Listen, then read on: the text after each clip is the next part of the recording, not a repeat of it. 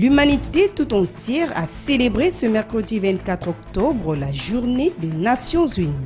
L'école de Kintele Fleuve Congo, dotée en dispositif de lavage des mains par l'UNICEF. Dans notre gros plan, vous suivrez plusieurs activités en prélude de la journée des Nations Unies en République du Congo. Mesdames, Messieurs, c'est la vitrine de ce nouveau numéro du magazine des Nations Unies. Bienvenue. Le 73e anniversaire de l'Organisation des Nations Unies, dit Journée des Nations Unies, a été célébré le 24 octobre à Brazzaville, en présence de plusieurs membres du gouvernement, des chefs de missions diplomatiques et d'agences du système des Nations Unies, ainsi que plusieurs invités. Suivez. Un bref documentaire a restitué le travail que le système des Nations Unies mène pour accompagner le Congo vers la réalisation de ses objectifs de développement durable, ODD. Le coordonnateur résident Anthony Ouemeng Boama a délivré le message du secrétaire général des Nations Unies. Il a par ailleurs plaidé en vue d'un partenariat avec le gouvernement pour permettre l'atteinte des objectifs de développement durable et sortir des franges de la population congolaise en deçà du seuil de pauvreté, en l'occurrence la majorité des populations autochtones, rurales et des personnes handicapées. Dans le pool, a-t-il également affirmé, il est impérieux de poursuivre les efforts de désarmement, de démobilisation et de réintégration des ex-combattants et des populations déplacées, seul gage d'une paix véritable et définitive. Bon, cette journée, c'est comme un anniversaire, hein, c'est la naissance des Nations Unies et on s'est référé à la charte. La charte, comme je disais, c'est une aspiration pour un monde plus paisible, un monde avec plus de développement, un monde sans pauvreté. Et je crois que cette journée nous permet de revisiter à toutes ces aspirations-là et puis pour nous donner de l'espoir. J'ai dit joyeux anniversaire à tout le monde parce que les Nations Unies c'est pour le peuple du monde. Par la voix du ministre de l'Intérieur et de la décentralisation, Raymond Zéphiremboulou, le gouvernement s'est réjoui du niveau de sa coopération avec le système des Nations Unies qui, à travers plusieurs initiatives, accompagne le Congo dans divers domaines, notamment ceux de la paix, la lutte contre les changements climatiques. Il y a 73 ans émergeait dans les esprits des vainqueurs de la Seconde Guerre mondiale la conviction et la nécessité de créer sur les cendres de l'ancienne Société des Nations un nouveau cadre d'échange multilatéral au service des peuples du monde.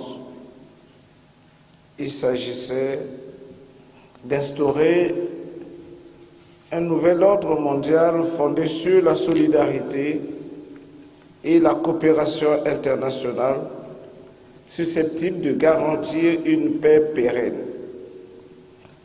Aujourd'hui, plus qu'au moment de sa création, chacun peut aisément constater que le monde a profondément changé depuis la fondation de l'Organisation des Nations Unies. Cependant, la paix et la sécurité ne règnent pas partout sur la planète. La mise en œuvre du Plan national de développement PND 2018-2022, axé sur la formation, la diversification de l'économie et la gouvernance, capitalisera sur cette coopération. Main propre, une recette pour la santé est le thème de la journée du lavage des mains du 15 octobre, célébrée cette année le 19 octobre à l'école Kintele Fleuve Congo. À cette occasion, l'Organisation des Nations Unies pour l'enfance, UNICEF, a doté à cette école les dispositifs du lavage des mains pour sensibiliser les élèves de cette école à la pratique des bonnes habitudes. Plus de détails dans ce reportage. Cet espace de 7 bâtiments, dont 4 scolaires et 3 du logement du personnel, qui compte au total 644 élèves du CPE au CM2, a eu le privilège d'abriter en son sein la célébration de la Journée internationale du lavage des mains, édition 2018. Je suis heureux aujourd'hui et je le dis avec joie encore. Sans éducation, ce monde n'existe pas. Pas n'importe quelle école qui reçoit des grands chefs comme ce que nous avions eu aujourd'hui. Cette journée était l'occasion pour montrer à ses élèves l'importance de ce geste à l'eau propre et au savon comme moyen efficace, abordable et moins coûteux pour prévenir les maladies diarrhétiques et pneumoniques chez les enfants.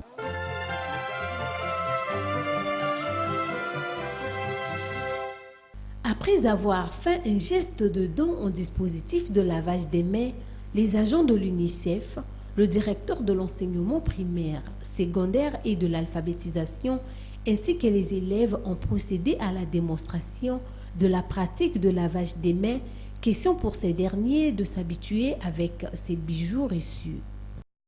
Le choix d'une école pour la célébration de la Journée mondiale de lavage des mains 2018 au Congo n'est pas un fait du hasard. En effet, l'école est à ce jour et depuis belle lurette le lieu idéal où se façonnent les futurs bâtisseurs et animateurs de nos sociétés. L'école est donc l'un des milieux par excellence où il faut poser les jalons de ce que l'UNICEF appelle, je cite, les gestes qui sauvent. Chers enseignants, chers élèves, profitons-en pour initier nos enfants au lavage régulier des mains, au savon, aux moments clés tels que avant et après le repas, au retour des selles ou après toute action jugée suivante. Cette pratique quotidienne nous mettra à l'abri de beaucoup de maladies. Les élèves contents de ce geste ont pu retenir les étapes de lavage de mains sont mouiller, savonner, frotter, nettoyer les ongles, rincer et sécher. Rappelons que cette journée du lavage des mains à l'eau propre et au savon est célébrée depuis 2008 à travers le monde dans le but de sensibiliser le plus grand public à effectuer ce geste certes simple mais qui sauve des vies. Lancée à la mairie centrale de Brazzaville par une marche sportive, la semaine dédiée aux Journées mondiales de la femme rurale, de l'alimentation et de l'élimination de la pauvreté s'est tenue du 13 au 18 octobre. À cet effet, le ministère de l'Agriculture, de l'Élevage et de la Pêche et les ministères concernés par cette semaine, en collaboration avec le système des Nations Unies, l'Union européenne et la société civile, ont organisé une série d'activités pour la contribution à l'atteinte de l'ODD 2 fin 0 d'ici 2030. Reportage. C'est après ce coup de sifflet du ministre de l'Agriculture, de l'Élevage et de la Pêche que près de 400 participants ont débuté la marche sportive marquant le lancement des activités de cette semaine. Tous de blanc vêtus, les représentants des agences omnisiennes, les diplomates accrédités au Congo, les agents du ministère de l'Agriculture, de la promotion de la femme, les membres des ONG, les maraîchers et les jeunes marchent pour l'atteinte de l'objectif fin zéro. Cette marche, elle est symbolique, elle veut rallier tous et toutes autour d'une même cause. Cette cause, c'est lutter contre la faim et la malnutrition. Du centre-ville, en passant par la mairie du 6e arrondissement Talangaï, pas à pas, les participants à cette marche débordaient d'énergie. Écoutez, moi je vois qu'on a un niveau d'énergie extrêmement élevé alors qu'on vient de faire peut-être déjà 2-3 km. Vous voyez autour de nous un certain bouillonnement, un certain enthousiasme pour lutter contre la faim au Congo. Arriver à la fin zéro, c'est preuve que le travail que nous faisons touche tout le monde et qu'on a un enthousiasme autour de ce projet. Gauche-droite, des cris de joie, des chants entonnés. Ça va pas, ça va pas, ça va pas. Une ambiance chaleureuse était sur la route qui mène au gymnase Nicole Oba de Talangaï, point de chute de cette marche. Ils ont parcouru 7,7 km, soit 10 865 pas, et c'est dans cette atmosphère enthousiasmante, comme le confirment Madame Kalzebe et M. Mathéus, respectivement ambassadeurs du Tchad et de l'Union européenne en République du Congo. Vraiment, mon expression, c'est des expressions de satisfaction. Je suis vraiment satisfaite. J'ai beaucoup apprécié, une très bonne ambiance conviviale. Et sportive, parce que l'Union européenne soutient beaucoup donc l'agriculture et les chaînes de valeur pour développer donc l'industrie agroalimentaire et la sécurité alimentaire, bien entendu. Rappelons que le sport est dépassement de soi. Le directeur de cabinet du ministre d'État, ministre de l'Agriculture, de l'Élevage et de la Pêche, n'a pas manqué de mots pour saluer cette initiative à laquelle les marcheurs ont participé avec détermination. Nous allons vous remercier d'être venus, d'avoir dépensé beaucoup d'énergie pour manquer et montrer votre volonté de lutter contre la faim, de faire de telle sorte que nous travaillons pour qu'il n'y ait pas de faim. Le 15 octobre, la Journée internationale de la femme rurale a été célébrée avec les femmes maraîchères de Talangaï sous le thème « L'implication des femmes rurales dans la lutte pour l'autosuffisance des produits agricoles de base ». La femme rurale est un acteur incontournable dans la lutte pour la sécurité alimentaire et nutritionnelle. Plusieurs voix à cet effet se sont levées, parmi lesquelles celle du coordonnateur résident par intérim des Nations Unies, M. Kwame Sir Modeste, pour rendre hommage à celles qui ne ménagent aucun effort dans la production et la transformation des produits agroalimentaires. Les femmes rurales participent à la production agricole. Elles cultivent ce que nous mangeons, fournissent la nourriture. Les femmes rurales sont les actrices clés des communautés. Les reconnaître et les soutenir en tant que telles peut constituer un levier de développement extrêmement puissant. Nous sommes solidaires des femmes, des filles rurales et de leurs organisations, afin qu'elles œuvrent à influencer des décisions qui ont une incidence sur leur vie. Agissons tous, car le coût de l'inaction est bien trop élevé sur le respect des droits humains. La ministre de la Promotion de la Femme et de l'Intégration de la Femme au Développement, Madame Inès Neferberti Ngani, à travers plusieurs actions, s'active à la pleine intégration de la femme rurale au développement. La journée internationale de la femme rurale était autrefois célébrée comme la journée internationale de la femme paysanne. Et aujourd'hui, le monde entier le fête sous la forme de la journée internationale de la femme rurale. Depuis la nuit des temps, c'est elle qui nous nourrisse. Elle ne ménage aucun effort pour qu'elle puisse remplir nos marchés de leurs denrées. Et elles sont formidables. Je dis tout simplement bravo à toutes les femmes rurales et que nous allons continuer ainsi à travailler pour les aider. Et nous allons continuer à travailler avec les FAO, avec bien entendu nos partenaires pour que nous puissions en fait atteindre les objectifs de l'autosuffisance alimentaire, notamment des produits de base. Une pleine et entière participation de la femme rurale est primordiale pour maximiser la production des produits de base afin de revitaliser les économies locales. C'est ainsi que le ministre d'État, ministre de l'Agriculture, de l'Élevage et de la Pêche, M. Henri Nzombo, incite une prise de conscience de tous. Les femmes sont particulièrement actives, comme vous le savez, dans le développement des cultures vivrières. Encore aujourd'hui, plus de 80% de la nourriture produite dans les pays qui souffrent de faim et de malnutrition est produite par des femmes. Malgré ces conditions difficiles de travail, elles se consacrent quotidiennement, avec courage et abnégation, aux activités agro-silvo-pastorales et halieutiques pour produire de la nourriture. Afin d'encourager le maraîchage, les kits agricoles ont été mis à la disposition des groupements de femmes de la ceinture maraîchère de la ville. Par ailleurs, dans le souci de contribuer au relèvement des ménages affectés par la crise sociopolitique du Poul, une levée de fonds a été organisée tout au long des activités. S'en est suivi le lancement de l'exposition Vente des produits maraîchers et une dégustation des produits locaux revisités par le chef Honor Toudissa.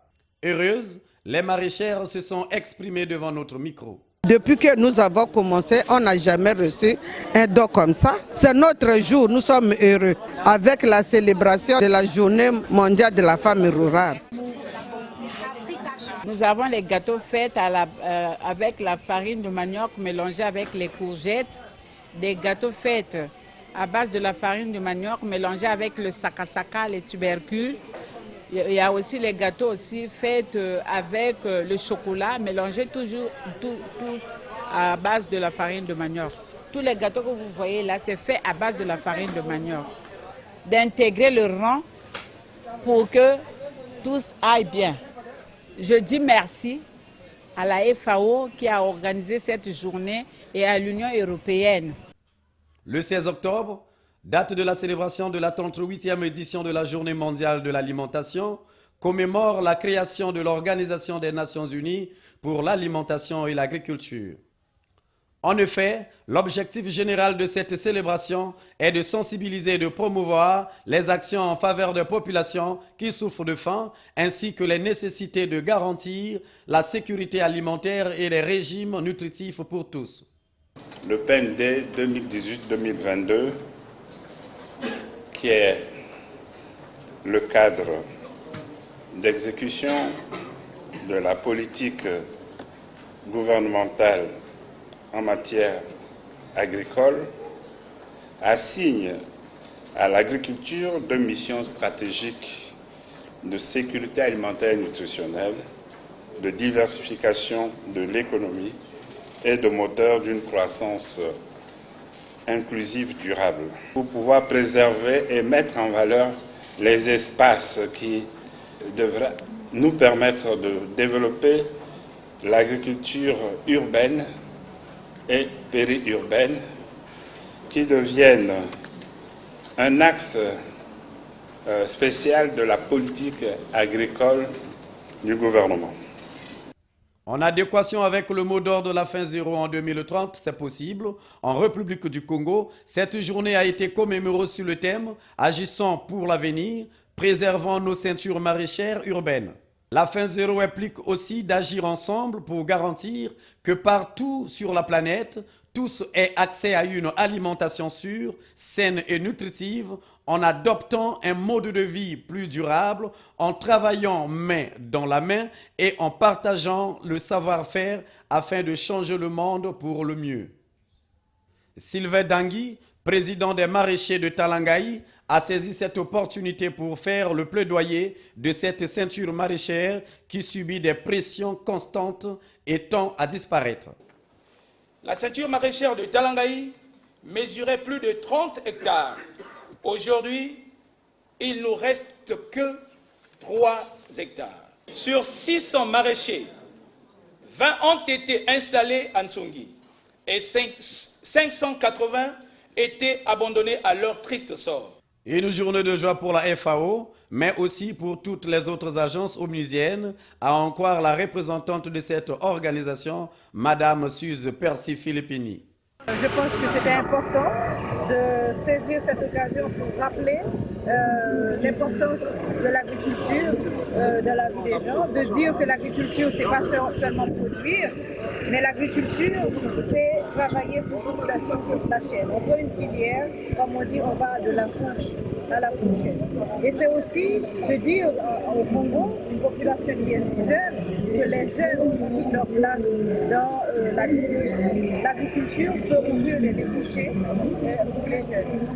Ils peuvent devenir de vrais entrepreneurs. Aujourd'hui, que nous fêtons, ou bien que nous célébrons la Journée mondiale de l'alimentation, sur le terme agissant pour l'avenir, préservons le secteur nouvelle, je crois que c'est l'occasion aussi pour moi de dire que les femmes doivent être appuies, les femmes doivent être supportées pour qu'elles arrivent à cette autonomie, parce qu'elles représentent, disons, plus de la moitié des actifs agricoles de ce pays.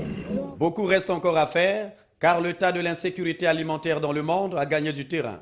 Le nombre absolu de personnes sous-alimentées est passé près de 821 millions en 2017 contre environ 804 millions en 2016. Le rapport sur l'état de la sécurité alimentaire et de la nutrition dans le monde, publié en 2018, révèle que la progression de la faim observée depuis quelques années se poursuit. Cela signifie que nous ne sommes pas sur la bonne voie pour éliminer la faim d'ici à 2030, mais que rien n'est encore perdu. Au moment où nous nous rapprochons de l'échéance de 2030, il me semble important de renforcer le plaidoyer en faveur de la sécurité alimentaire et nutritionnelle à travers le monde. Dans cette même ambiance festive, les activités se sont poursuivies le 17 octobre au lycée d'enseignement professionnel agricole amical Cabral de Ngangalingolo, à 17 km de Brazzaville, pour célébrer la journée internationale pour l'élimination de la pauvreté sous la conduite de l'ambassadeur de l'Union européenne et de la représentante de la FAO et d'autres autorités congolaises. Monsieur Alain Rich Ngwemba, proviseur du dit lycée, a exprimé sa joie sur la tenue des activités dans l'assiette de son établissement. Le monde entier célèbre la Journée mondiale de l'alimentation en commémoration de la création de l'Organisation des Nations Unies pour l'alimentation et l'agriculture, FAO en sigle, c'était en 1945. Cette année, cette commémoration dans notre pays est couplée à la célébration de la Journée internationale pour l'élimination de la pauvreté, le 17 octobre, et est en étroite relation avec l'objectif de développement durable ODD numéro 2, qui vise, faut-il le rappeler, à éliminer la faim, assurer la sécurité alimentaire, améliorer la nutrition et promouvoir l'agriculture durable en vue de parvenir à la faim zéro d'ici 2030. L'agriculture est le secteur vital pour garantir une meilleure sécurité alimentaire et nutritionnelle tout en garantissant des activités génératrices de revenus aux petits producteurs. Les élèves du lycée et les différents participants ont assisté à l'activité porte ouverte et aux ateliers thématiques sur la formation, l'entrepreneuriat et la technologie en agriculture. Les enfants qui viennent de l'enseignement général, qui viennent de l'enseignement technique, ils veulent faire ce que nous appelons le machinisme agricole. Au sortir du lycée avec un bac, ces apprenants-là doivent être capables de gérer le parc de machines agricoles. Et nous avons ce que nous appelons la maintenance. La maintenance, il faut faire de telle sorte que notre matériel puisse durer longtemps. Effectivement, les pannes peuvent arriver, les cassures peuvent arriver, mais il y a de ces opérations ou bien il y a de ces pannes qu'on peut déjà prévenir. Donc c'est pour cela que nous parlerons ici là de la maintenance préventive et de la maintenance curative. L'objectif d'un encadreur, c'est quoi? C'est de faire de telle sorte que l'apprenant puisse être capable de comprendre ce que nous voulons faire. Et surtout lorsque nous passons dans la pratique, dans la technologie, ils peuvent avoir des difficultés, des doutes, mais quand on arrive dans la pratique et regarde réellement ce qu'on disait dans la technologie, effectivement c'est comme ça que ça se passe. Donc moi aussi je peux faire, et voilà, c'est comme ça. Après ces travaux, une visite guidée par le PAC avec démonstration de machinisme agricole, de la production agricole, végétale et transformation agroalimentaire a été faite aux invités. J'envisage d'aller plus loin dans ma vie, de continuer sur cette filière, plus loin d'avancer. Ce métier m'a beaucoup plu, comme on l'a dit. Dans notre pays, il y a peu de travail spécialisé pour des femmes ou pour des hommes. Tous font en même temps le même travail. On donne en même temps la théorie et la pratique. Mais il y a d'autres places où on vous donne seulement la théorie, c'est fini. On vous laisse aller. Lutter contre la pauvreté est un combat quotidien nécessitant l'implication de tous.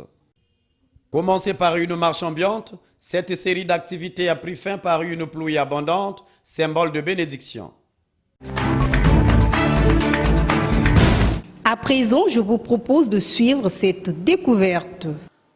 L'ordre du jour pour cette réunion, c'est la situation en République centrafricaine. Conformément à l'article 37, je vais vous le soumettre. Ceux qui sont en faveur de ce projet de résolution figurant dans le document portant la cote S/2018/73, veuillez s'il vous plaît lever la main. Le résultat du scrutin est le suivant. Le projet de résolution a reçu 15 voix pour.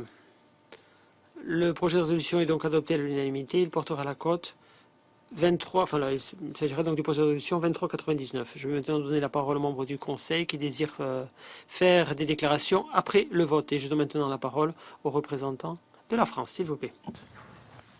Monsieur le Président, la France salue l'adoption à l'unanimité de la résolution 2399 qui renouvelle le régime de sanctions sur la RCA.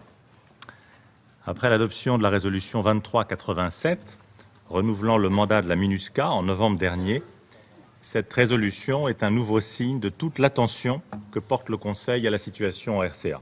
Cette résolution reconduit tout d'abord à l'identique le dispositif de mesures concernant l'embargo sur les armes, les interdictions de voyager et le gel des avoirs.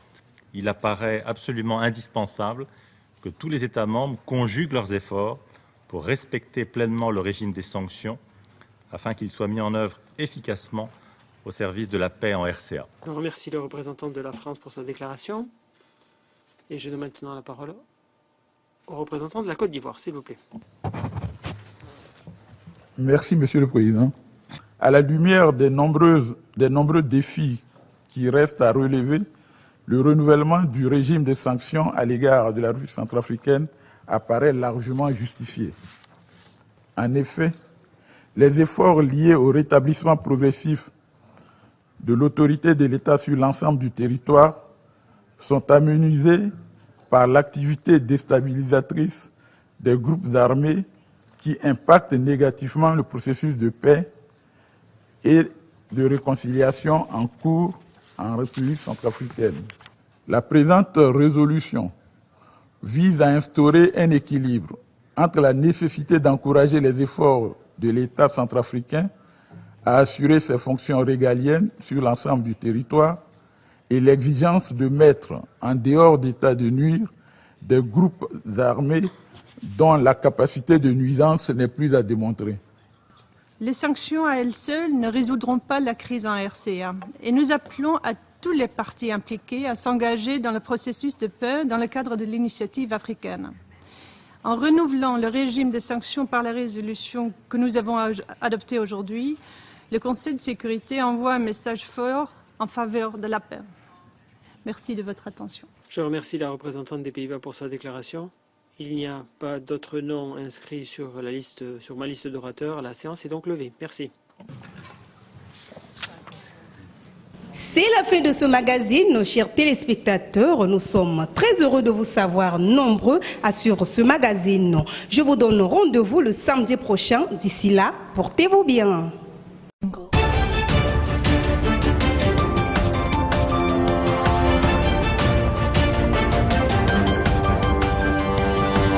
Audio Jungle.